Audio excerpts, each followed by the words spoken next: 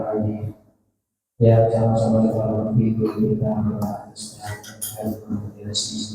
ya sama-sama kita berhari dengan satu ketua yayasan Islam Syukia segenap pengurus DKM Masjid Syukia jamaah salat subuh bekerja secara sajid bapak-bapak ibu dan kita semua dengan Allah Subhanahu.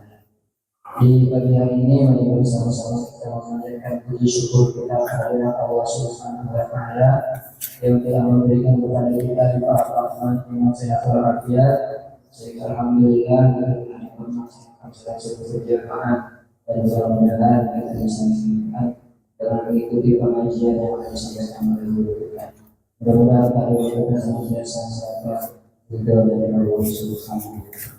Amin. Salam bersama-sama kita sampaikan kepada junjungan kita Muhammad Sallallahu Alaihi Wasallam. Mudah-mudahan kita senantiasa istiqomah melaksanakan apa yang beliau dalam kehidupan kita.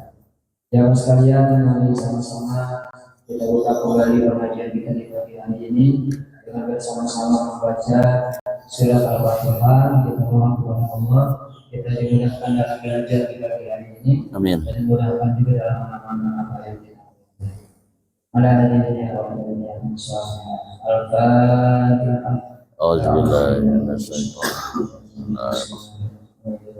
Alhamdulillah rabbil alamin arrahmanir rahim maliki yaumiddin iyyaka na'budu wa iyyaka nasta'in ihdinas siratal mustaqim. Allah.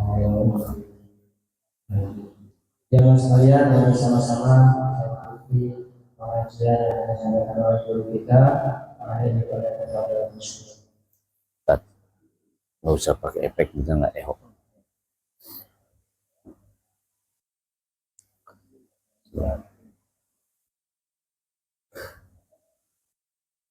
Assalamualaikum warahmatullahi wabarakatuh. Ila khadratin Nabi Mustafa wa Rasulullah Mujtaba wa Habibi Murtada wa Habibi Muktaba Sayyidina Muhammadin sallallahu alaihi wasallam wa ala alihi wa jami' mu'allimina wa masyayikhina wa asatidatina khususan mu'allim hadal kitab nafa'ana Allah ta'ala fi ulumihi fid dharaini Tumal Fatihah khususan muassis hadil ma'ahid kitab syukur bin Haji Jamal Allah tabasham bil maghfirati wa rahmah syai'urillahi lakumul Fatihah. A'udzu billahi minasy syaithanir rajim. Bismillahirrahmanirrahim. Alhamdulillahi rabbil alamin arrahmanir rahim maliki yaumiddin iyyaka na'budu wa iyyaka nasta'in. Ihdinas siratal mustaqim siratal ladzina an'amta 'alaihim ghairil maghdubi 'alaihim waladdallin. Alhamdulillah salatu wassalamu ala Rasulillah Sayyidina Muhammad ibni Abdillah wa ala alihi wa ashabihi wa man tabi'al huda amma ba'du.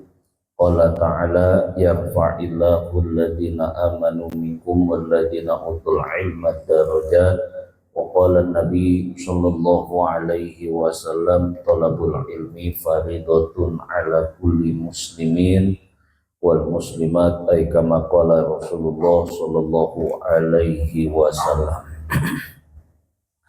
Alhamdulillah, pertama-tama kita panjatkan puji dan syukur kepada Allah di pagi hari kita bisa bertemu, bersua, bermuajahah, bersilaturahmi dalam rangka memenuhi kewajiban kita sholat subuh, kemudian dilanjutkan dengan kewajiban thalabul ilmi, yang mana kita berharap kepada Allah mudah-mudahan ilmu yang akan kita pelajari nanti bermanfaat buat kita, buat keluarga kita. Mudah-mudahan dengan ilmu ini ketika kita menutup mata dalam keadaan husnul khotimah, Allah terangi kubur kita, Allah masukkan kita ke dalam surganya Jannatul Na'im. Salawat dan salam kita sampaikan kepada baginda Rasulullah Sallallahu Alaihi Wasallam beserta keluarga, para sahabat, para tabi'in hingga akhirnya sampai kepada kita umatnya yang mudah-mudahan diberikan syafaat pada hari kiamat nanti. Bapak Ibu yang saya muliakan, mari kita bersiap-siap kembali untuk melanjutkan taklim kita daripada kitab Targhib wa Tarhib. Bismillahirrahmanirrahim. Qala musannifu rahimallahu ta'ala wa nafa'ana fi ulumihi fid dharain. An Muawiyah radhiyallahu anhu qala Rasulullah sallallahu alaihi wasallam, ala inna man qablakum min ahlil kitab ittaraku ala itnatain wa sab'ina millah wa inna hadhil millah sataftariqu ala salasin wa sab'ina sindaini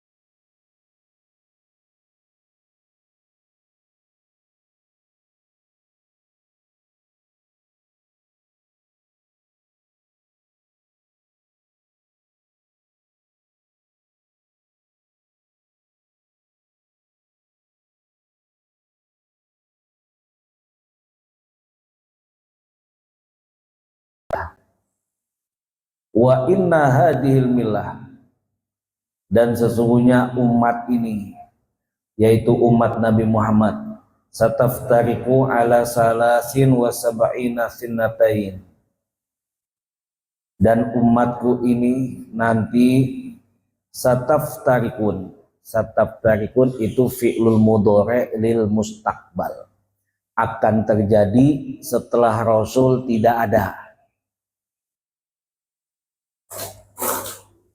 Berapa banyak? Salasin wa sab'in, ada 73 golongan.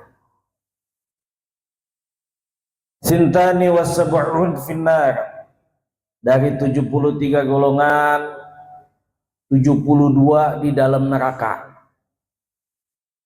Wa wahidatun, adapun yang satu, cuma yang ada di surga itu cuma ada satu orang atau satu kelompok aja. Wahia al-jamaah, yaitu orang yang berjamaah.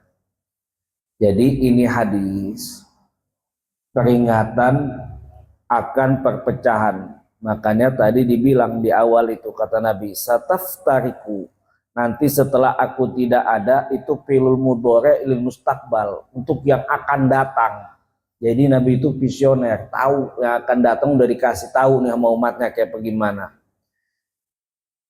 Ini tanbih, peringatan akan ada perpecahan, bahwa umat Islam sama seperti halnya ahli kitab terdahulu yaitu Yahudi dan Nasrani terpecah belah menjadi banyak golongan.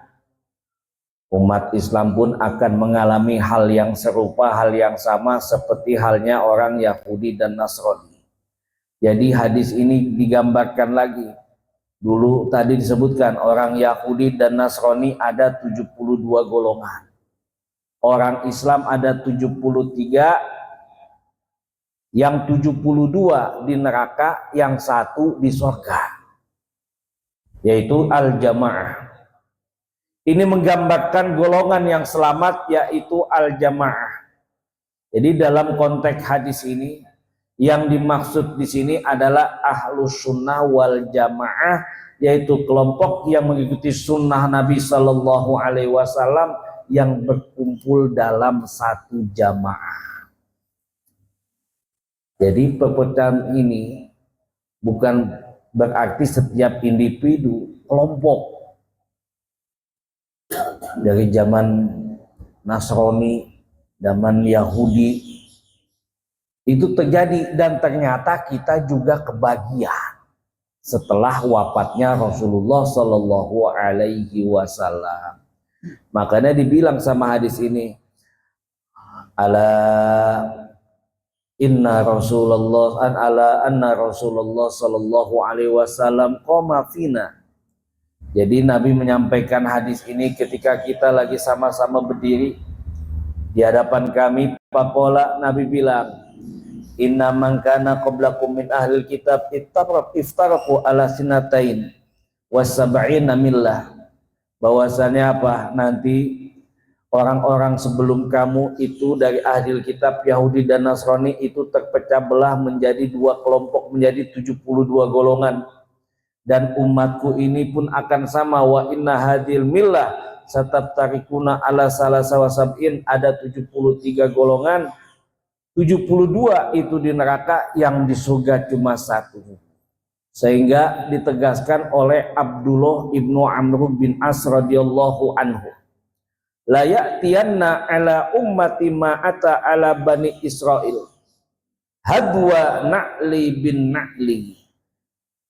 Kata Nabi dari Abdullah bin Amr bin As, ditegaskan dalam hadis yang lain, la ya'tiyanna ala ummati, benar-benar akan datang kepada umatku, ala bani Israel, sesuatu yang telah datang kepada bani Israel, hadwa na'la bin na'li, seperti sejajarnya sendal dengan sendal.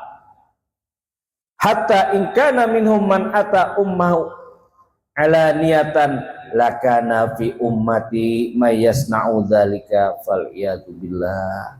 Sehingga dijelaskan sama Nabi, sehingga apabila di antara mereka kalangan Bani Israel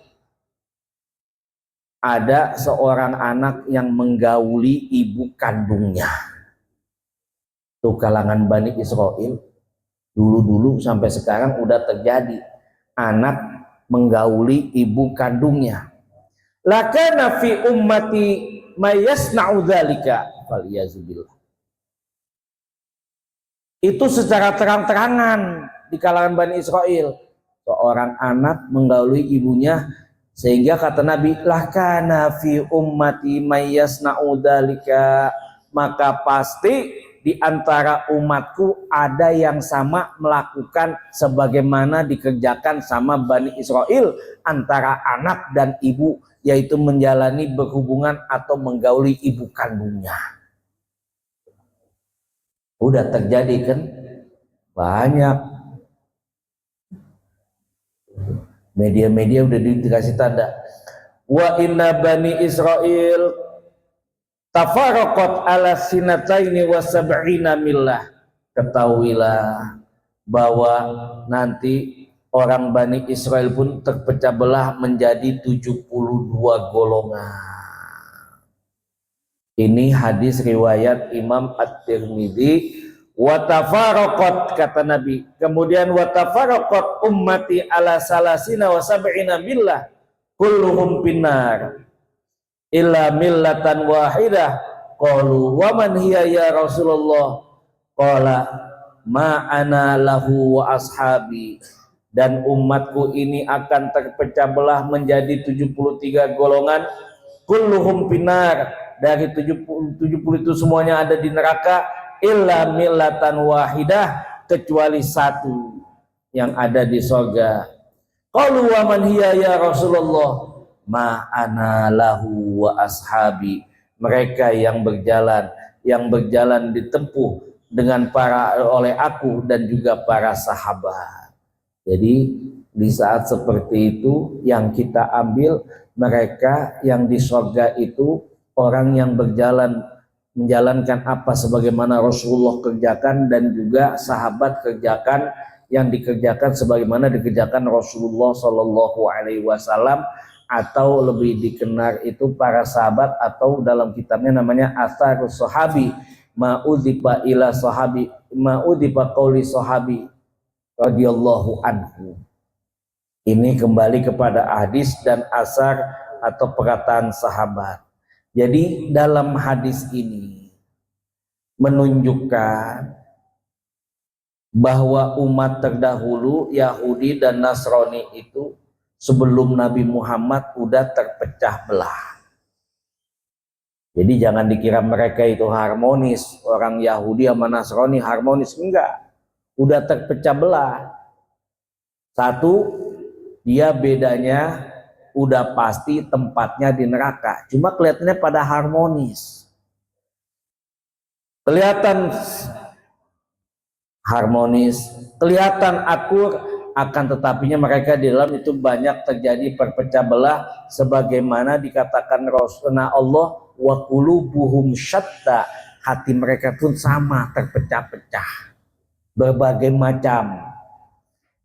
Jadi kita jangan tertipu melihat orang Yahudi sama Nasrani kelihatannya kompak, tetap di dalamnya mah dia pecah juga, cuma kita nggak tahu. Makanya banyak aliran, ada Ortodok, ada Kristen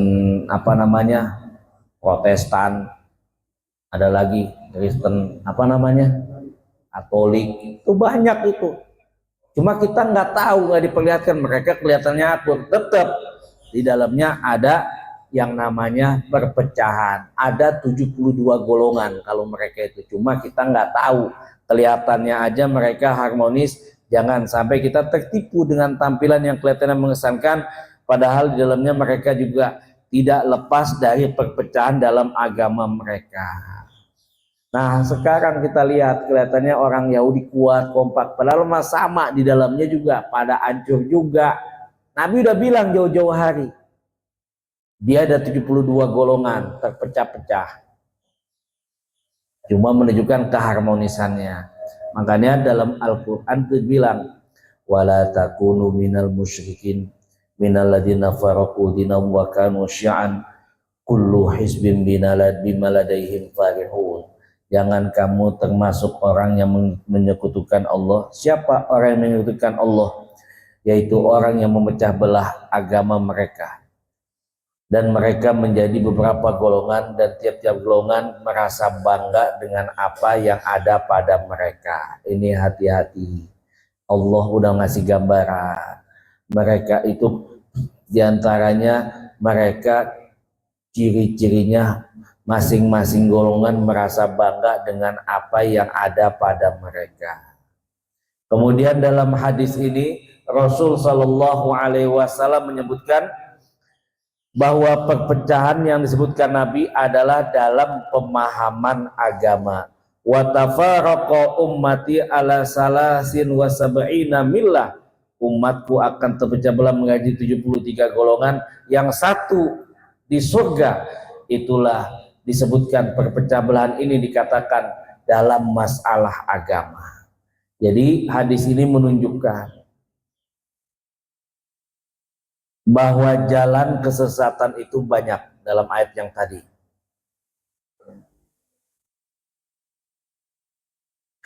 Sedang jalan yang benar cuma satu. Jadi kesesatan itu modelnya banyak. Untuk jadi orang sesat banyak model-modelnya. Adapun yang benar itu cuma satu. Sehingga dibilang dalam Al-Quran, wa anna hadza sirati mustaqimah fattabi'uhu wa la tattabi'us subula fatafarraqu bikum an sabilihi dzalika wasaqum bihi la'allakum tattaqun. Inilah jalanku, cuma satu yang lurus. Fattabi'uhu, ikutin itu jalan yang lurus. Wala tattabi'u subula, jangan kamu mengikuti jalan-jalan. Fatafarraqu bikum an sabili, niscaya kamu Allah akan memecah beraikan dari jalan Allah. Dzalika wasaqum bihi la'allakum tattaqun, ini diperintahkan Allah agar kamu bertakwa. Jadi dalam ayat ini bisa diambil merah benang merahnya bahwa sirat dengan kata tunggal ini menunjukkan bahwa jalan kebenaran itu cuma ada satu. Fattabi'u, ikutin. Adapun subul ini dengan kata jamak ini menunjukkan bahwa jalan yang kesesatan itu banyak dan berbilang-bilang dan banyak modelnya. Wallahu a'lamu bimuradi. Masih dari Muawiyah radhiyallahu anhu hadis yang berikutnya, qala Rasulullah sallallahu alaihi wasallam, masih dari Muawiyah namun diriwayatkan oleh Imam Daud, ditambahkan oleh Imam Daud, wa in qala Rasulullah sallallahu alaihi wasallam wa innahu sayakhruju fi ummati aqwamun tatajara bihim ahwa'u kama yatajara qalbu bisahibihi la yabqa minhu yakun wala mafsilun illa dakhalahu. Masih dalam riwayat Imam Ibnu Daud, ditambahkan tapi dari Muawiyah, wa innahu sayakhruju, dan nanti sesungguhnya akan muncul, fi ummati, atau dalam umatku ini, sekelompok orang yang diseret oleh hawa nafsu, kama yatajara kalbu, seperti halnya orang terkena penyakit anjing gila. Jadi penyakit anjing gila di masa Rasul sudah ada. Yatajara kalbu bisahibihi, seperti orang yang terkena penyakit anjing gila, la yabqa minhu ikun wala mafsilun illa dakhalahu, tidak ada aliran darah, tidak ada persendian padanya kecuali penyakit tersebut menyerangnya. Jadi orang kalau udah terkena penyakit anjing gila, nggak ada aliran darah yang mengalir pada persendiannya, kecuali penyakit yang mengalir cuma penyakit aja. Ini hadis Nabi memberikan tamsil juga tanbih. Buat siapa? Umat Islam. Siapa itu? Mereka yang mengikuti hawa nafsu.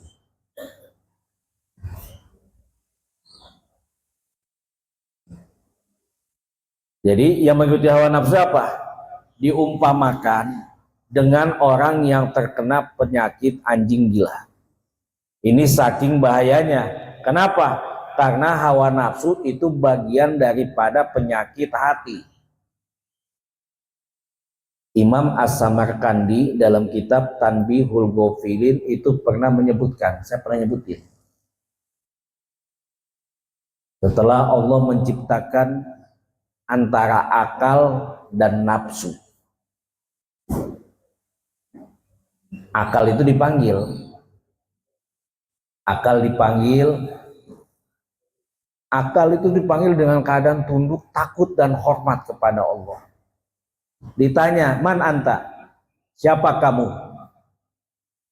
Aku adalah hambamu, engkau adalah Tuhanku. Akal itu tinggi derajatnya. Dipanggil yang kedua, nafsu. Giliran nafsu yang dipanggil sambil ngebelakangin. Ditanya, man anta, siapa kamu? Sama Allah, apa nafsu? Bukannya Allah nggak tahu, Allah tahu. Ini untuk ngasih tahu nih buat kita, sifatnya khobar. Nih kalau orang ini ngikutin nafsu kayak begini, ini nafsu kayak begini. Jangan dikatakan Allah nggak tahu, Allah tahu. Pertanyaan ini buat ngasih tahu. Kayak apa nih nafsu ini? Akhirnya apa? Nafsu jawab sambil ngebelakangin Allah. Aku adalah aku, engkau adalah engkau. Kan sombong tuh nafsu. Akhirnya apa? Nafsu dilemparin ke neraka. Ribuan tahun. Dipanggil lagi suruh malaikat sama Allah. Malaikat panggil suruh lagi. Panggil, ditanya man anta. Aku adalah aku, engkau adalah engkau. Sampai yang ketiga kali dimasukin neraka lagi. Masukin lagi, begitu lagi yang kedua. Yang ketiga, kata Allah, masukin dia ke dalam neraka juo. Neraka yang tidak ada makanannya. Ternyata di neraka nggak ada makanan. Jadi makanan neraka itu kayu bakar dari api neraka. Bahkan keringatnya neraka itu, bau lumpur neraka itu ditamsilkan sama Nabi itu seperti orang yang suka minum khamar. Itu khamar itu bau lumpurnya api neraka itu. Akhirnya apa? Dilempar ke neraka. selama 1000 tahun yang di situ tidak ada makanannya, neraka ju'. Dipanggil, baru itu nafsu ditanya, siapa kamu dalam keadaan kurus kering?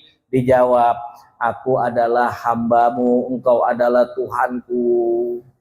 Berarti apa? Itu bahaya nafsu. Makanya kata Nabi, perumpamaan nafsu itu seperti orang yang kena penyakit anjing gila. Betapa bahaya penyakit hati ini bagian daripada penyakit hawa nafsu. Seorang yang terkena penyakit anjing gila, bisa jadi dia akan kejang-kejang penderitaan seluruh tubuhnya sampai ke urat persendian. Nah, hadis di sini diartikan ini makna tamsil, bukan makna hakiki. Tamsil majazi, diberikan tamsilnya orang yang terkena penyakit anjing gila. Maksud hadisnya apa? Nafsu bid'ah. Orang yang nafsu menjalankan bid'ah itu akan merusak aspek kehidupan agama dan orang itu sendiri. Ini bahaya bid'ah. Menjalankan dengan nafsu itu akan bahaya bukan hanya kepada diri sendiri, juga kepada orang lain. Ini apabila menyerang seluruh tubuh, tidak meninggalkan satu apapun bagian yang sehat orang yang terkena itu. Demikian juga orang yang menjalankan nafsu bid'ah. Apabila masuk ke diri seseorang, iman akan rusak. Ketaatan dan akalnya akan terganggu. Bahkan yang menguasai perilakunya itu adalah pikirannya. Ini orang yang mengikuti hawa nafsu bid'ah. Sehingga dalam hadis ini ada dua jalan hidup. Yang pertama, kebenaran yang bersumber dari Allah, yaitu Al-Quran. Kemudian jalan hawa nafsu itu adalah jalan yang salah. Ketika kita dengan nafsu itu berarti kita sedang menjalankan kesalahan. Ini mengartikan apa? Hati-hati. Kemudian membiasakan pelakunya seperti halnya orang yang terkena penyakit anjing gila sehingga menyebabkan kepada kematian. Jadi mati hatinya dan mati orangnya itu sudah pasti. Ini akan merusak. Maka untuk menghindar penyakit hawa nafsu dalam bid'ah. Oh, kalau udah jalanin itu paling nafsu paling depan. Nah, itu dikasih tahu. Yang pertama apa? Dahulukan dulu ajaran Allah dan Rasul daripada nafsu pribadi. Walaupun kata kita itu bagus, lihat dulu. Ini benar nggak? Ada nggak dalam Al-Qur'annya? Ada nggak dalam hadisnya? Kemudian ulamanya juga kita tanyain. Sebab pernah disebutkan pada pertemuan yang minggu yang lalu itu, seorang yang tidur itu lebih bagus daripada dia bangun malam mengerjakan bid'ah. Ada seorang ulama itu mengatakan, kenapa tidur bisa bagus? Iya, tidur itu kalau kita tahu ilmunya bisa dapat pahala. Kok bisa tidur aja? Kita mau tidur, Nabi mesen, jangan lupa khotamin Quran dulu. Mau tidur baca Al-Ikhlas 3 kali. Jangan lupa haji dulu sebelum tidur. Disuruh bersalawat kepada para nabi. Disuruh membacakan istighfar buat diri sendiri atau memaafkan kepada orang lain yang pernah nyakitin kita. Itu pernah sahabat seperti itu. Disuruh lagi mengucap kalimat subhanallah walhamdulillah wala ilaha illallah. Itu sama dengan orang itu dapat pahala khotam Quran dan juga dapat pahala haji yang belum haji, padahal cuma tidur. Dibandingkan dengan orang bangun malam tapi mengerjakan bid'ah. Bid'ahnya seperti apa nggak disebutin, itu seperti itu. Kemudian untuk terhindar dari hawa nafsu, terus tingkatkan takwa kepada Allah secara sembunyi atau terang-terangan dengan menghadiri majlis-majlis ilmu dan berpegang kepada Al-Quran juga sunnah, ulama juga kias, ijma dan kias. Kemudian mengurangi atau mengendalikan nafsu dengan cara berpuasa, itu seperti itu. Bismillahirrahmanirrahim. Qala musannifu rahimallahu ta'ala wa nafa'ana fi ulumi fid dharaini. Wa an Abi Barzah radhiyallahu anhu qala Rasulullah sallallahu alaihi wasallam innama akhsha alaikum syahwatil ghayyi fi butunikum wa furujikum wa mudillatil hawa. Ra Imam At-Tabarani fi Mu'jamihi. Wallahu a'lamu bimuradihi. Ini hadis riwayatnya ada dua, Imam At-Tabarani dalam kitab Mu'jamnya dan juga Imam Ahmad dalam kitab Musnadnya. Bersabda Nabi sallallahu alaihi wasallam, innama akhsha alaikum, aku hanya takut terhadap kalian, syahwatil ghayyi, syahwat orang yang mengikuti syahwat dalam kesesatan. Fi butunikum, syahwat itu terletak di dalam perut. Wa furujikum, kemudian berletak di dalam kelamin atau kemaluan kamu. Wa mudillatil hawa, dan syahwat yang ketiga terletak di mana? Dalam penyesatan hawa nafsu. Ini ada tiga yang dapat kita ambil kesimpulan atau benang merahnya. Yang pertama kata Nabi, innama akhsha alaikum syahwatil ghayyi fi butunikum. Yang paling aku takutkan setelah aku nggak ada dari kalian nafsu syahwat kesesatan yang terletak di dalam perut. Ternyata dalam perut ini ada syahwat kesesatan. Kok bisa? Apa buktinya? Dalam perut ini terdapat syahwat kesesatan seperti apa? Yuk kita lihat. Ini syahwat dalam perut ini. Syahwat yang mendorong seseorang untuk makan, untuk minum. Secara berlebihan. Makanya dibilang, kulu washrobu walatus ribu. Makan, minum, jangan berlebihan. Nabi ngajarin, sepertiga buat makan, sepertiga buat minum, sepertiga buat udara, napas kamu. Dan ternyata orang yang mengikuti syahwat makan dan minumnya itu akan melampaui batas, bisa mendatangkan kesesatan. Nah ini, apa buktinya? Yuk lihat. Nabi Adam dikeluarin dari surga. Nah, itu kenapa? Karena memperturutkan syahwat perutnya. Pengen makan apa? Pengen makan buah khuldi. Itu Nabi Adam. Orang yang memperturutkan perutnya, syahwat perutnya, itu bisa menyesatkan. Makan buah itu. Kata Allah, jangan deketin Adam. Iblis bilang, Adam yang gak boleh mah gak deketin, kalau makan boleh. Kan gitu. Kita kan ketipu tuh Adam. Kenapa? Karena memperturutkan syahwat perutnya. Turun tuh dari surga ke dunia. Puluhan tahun minta sama Allah. Rabbana zolamna anfusana wa ilam taghfir lana. Bahkan dikatakan Nabi Adam itu ketika rindu ketika akan meninggal, itu kerinduan Nabi Adam apa? Pengen makanan dari surga. Kangen sakitnya rindu pengen makanan dari surga. Baru diwafatkan tuh Nabi Adam. Itu ada yang menyatakan seperti itu.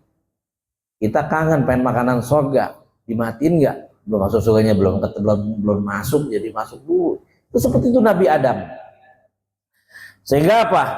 Ini dalam kitab kitab Ihya dibilangkan syahwat muhmalah.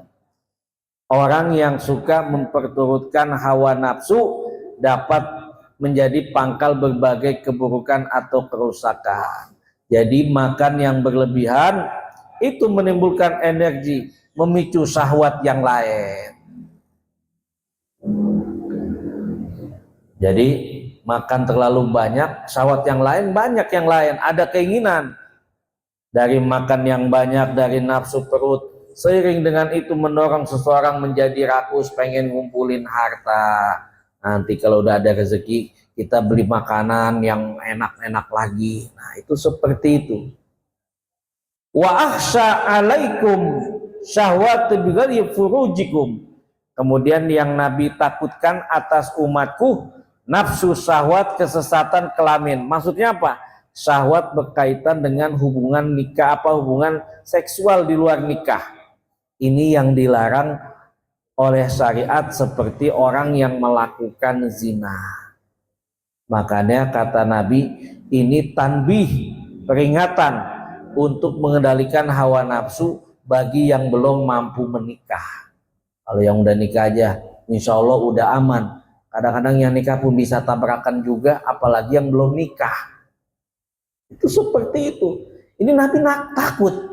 Yang paling aku takutkan atas kalian syahwat bil ghayyi, syahwat kesesatan yang terletak dalam kemaluan kamu atau kelamin kamu. Ini syahwat kaitannya dengan hubungan di luar nikah atau berzina. Ini memperingatkan yang belum nikah disuruh banyak berpuasa. Itu seperti itu. Kemudian yang berikutnya, innama akhsha alaikum, yang ketiga, syahwatul ghayyi fil mudillatil hawa. Yang aku takutkan dari kamu sekalian adalah nafsu syahwat yang terletak itu syahwat kesesatan. Ini diartikan apa? Orang yang sesat terhadap hawa nafsunya. Nah, ini hawa nafsu yang sesat. Seperti apa? Ini menunjukkan kepada pemikiran-pemikiran yang menyimpang daripada ajaran agama. Jadi dalam hadis ini dapat disimpulkan, pertama, kita umat Nabi Muhammad disuruh waspada akan terjadi dua fitnah. Yang pertama fitnah syahwat, yaitu didorongnya hawa nafsu berkaitan dengan perut dan makanan. Kemudian nafsu yang kedua yaitu nafsu tentang kemaluan, yang terletak pada kemaluan, disuruh waspada. Kemudian yang ketiga, fitnah syubhat. Apa fitnah syubhat di sini? Keracunan pemikiran. Adanya ajaran sesat sehingga orang itu kabur dari kebenaran. Itu pun orang yang kabur dari kebenaran itu termasuk kategori orang yang mengikuti syahwatnya. Cuman syahwatnya syahwatul mudillatil hawa, orang yang mengikuti hawa nafsu yang sesat-sesat. Ini kaitannya apa? Mereka keracunan pemikiran dari segi pemikiran ajaran sesat yang kabur dari kebenaran. Bismillahirrahmanirrahim. Qala musannifu rahimallahu ta'ala wa nafa'ana fi ulumihi fid dharaini. An Anasin radhiyallahu anhu qala Rasulullah sallallahu alaihi wasallam wa ammal muhlikatu fasukhul muta wa hawaan muttaba'un wa i'jabul mar'i binafsihi. Imam Ibnu Bazzar wal Imam Al-Baihaqi fi sunanihima. Wallahu a'lamu bimuradihi. Bermula dari Anas bin Malik radhiyallahu anhu. Bersabda Nabi sallallahu alaihi wasallam, wa ammal muhlikatu, adapun perkara-perkara yang membinasakan. Artinya muhlikat ini binasa, hancur, baik di dunia ataupun di akhirat. Jadi tiga perkara ini yang bikin kita hancur di dunia, di akhirat pun hancur juga. Siapa yang pertama? Fasuhul muta, orang yang pelit, orang yang kekir, pelitnya buntut kasiran panjang. Pelit, nah itu beda dengan bakhil. Kalau bakhil aja pelit. Kalau udah syuhul muto, itu namanya pelitnya panjang, kikir. Udah dalam tuh pelitnya. Mungkin kalau boleh ditambahin bahasa Indonesia itu panjang, pelit jasa, pakai jasanya kalau orang Tangerang. Ini orang yang buntut kasiran, celaka di dunia apalagi di akhirat. Jangankan untuk orang lain, untuk diri sendiri aja dia pelit. Ini orang yang celaka. Di dunia ditandain, kenal nggak sama si Anu? Oh si Anu tuh, orang nandanya gampang. Siapa? Tuh si Anu. Tuh yang rumahnya 5 watt, lampunya paling gelap. Nah udah, gampang nandainnya. Celaka di akhirat, lebih celaka lagi. Sebab kenapa? Kenapa sampai masuk neraka? Nggak ada disebutkan. Karena sakit jantung, karena asam urat, karena sakit gula, enggak. Karena saya pelit. Di dunia pelit, di akhirat pelit, celaka itu orang itu. Lihat Sa'labah, lihat lagi si Korun, orang-orang pelit itu. Wahawa'un muttaba'un, hawaan muttaba'un. Orang yang memperturuti hawa nafsu. Hati-hati. Nafsu itu tadi saya sudah sebutkan. Imam Syafi'i itu menyebutkan dalam bait syairnya. An-nafsu katifli in syabba ala hubbi rodo'ah. Nafsu itu seperti anak kecil. In syabba, kalau anak kecil kagak disapi, dia akan terus menyusu terus. Bapak ibu punya anak udah 2 tahun, anak nggak disapi, kalau disusuin terus nyusu tuh kagak berhenti. Artinya apa? Nafsu itu jangan diturutin. Disuruh kita berpuasa agar nafsu kita bisa terkontrol, bisa dikendalikan. Orang yang memperturutkan hawa nafsu, itu orang itu bisa celaka, bisa hancur di dunia apalagi di akhiratnya. Bahaya tuh nafsu itu, masih emosinya masih tinggi, menekan nafsu dunianya, nafsunya masih tinggi, itu hati-hati. Wa ijabul mar'i li binafsihi, orang yang suka kagum sama dirinya sendiri. Dia udah bagus berbuat baik, tapi dia kagum sama dirinya sendiri. Ini dulu, kata dia, dulu. Ini zaman saya nih. Bagus. Setelah nggak saya mah udah nggak kayak dulu lagi. Nah, itu. Masih ngebanggain masa-masa lalu, masih ngebanggain dirinya sendiri, padahal itu sudah berlalu. Itu bisa membatalkan pahala. Kenapa? Satu sombong, yang kedua mamer. Udah bagus berbuat baik, dia bikin jembatan, dia bikin jalan karena mau nyalon anggota dewan. Setelah udah jadi ngomong, ini kan masa saya nih, saya yang bantu, saya yang nolong, saya yang bangun dulu. Nah itu habis pahalanya, seperti itu, gugur pahalanya. Wa anhu radhiyallahu an wallahu a'lamu bi muradihi. Sekalian, alhamdulillah di pagi hari ini jadi beberapa hadis di 51, 52, 53. Semoga Allah memberikan kepada kita pencerahan dan dapat kita amalkan dalam kehidupan kita semua. Amin ya rabbal Kita hidup menjadi kita dengan doa dan kembali tadi. Al-Fatihah. A'udzubillahi minasyaitonirrajim. Bismillahirrahmanirrahim. Alhamdulillahirabbil alamin arrahmanir rahim maliki yaumiddin. Iyyaka na'budu wa iyyaka nasta'in. Ihdinas siratal mustaqim. Shiratal ladzina an'amta 'alaihim ghairil maghdubi 'alaihim waladdallin. Amin. Wa'fu anna ya karim ya dzal jalali wal ikram. Alhamdulillahirabbil alamin. Hamdan yu'afina wa yukafi'u mazidah. Ya Rabbana lakal hamdu kama yanbaghi li jalali wajhikal karim wa 'azimi sultanik. Allahumma shalli ala sayyidina Muhammadin salatan tunjina biha min jami'il ahwali wal afat wa tabbilana biha min jami'il hajat wa tutahhiruna biha min jami'is sayyi'at wa tarfa'una biha indaka 'ala darajat wa tuballighuna biha aqsal ghayat min jami'il khairat bil hayati wa ba'dal mamat. Innaka sami'un qaribun mujibud da'wat ya qadiyal hajat bi rahmatika ya arhamar rahimin.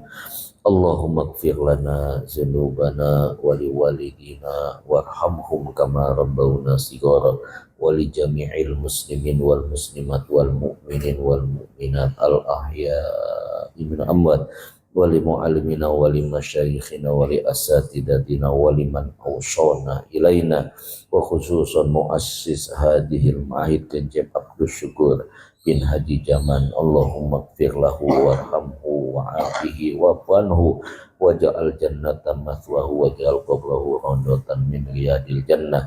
Na'udzubika min ilmin la yanfa wa min nafsin la tashba wa min qalbin la takhsha wa min da'watin la yustajabu laha. Rabbana atina fid dunya hasanah wa fil akhirati hasanah wa qina adzabannar. Wa sallallahu ala sayyidina Muhammadin wa ala alihi wa sahbihi wasallam bi fadli subhana rabbika rabbil izzati amma yasifun wa salamun ala mursalin walhamdulillahi rabbil alamin. Usikum wa nafsi bi taqwallah wallahu a'lamu bi muradihi. Terima kasih.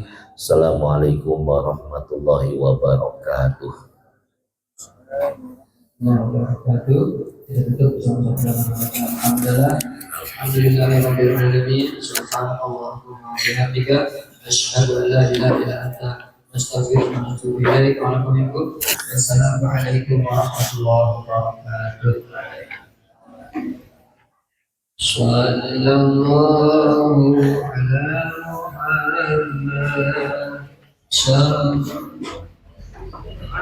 Muhammad sallallahu alaihi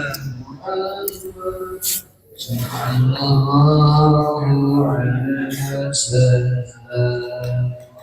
طلع البدر علينا بثنية الوداع وجب الشكر علينا فدعا لله داعي صلى الله على محمد صلى الله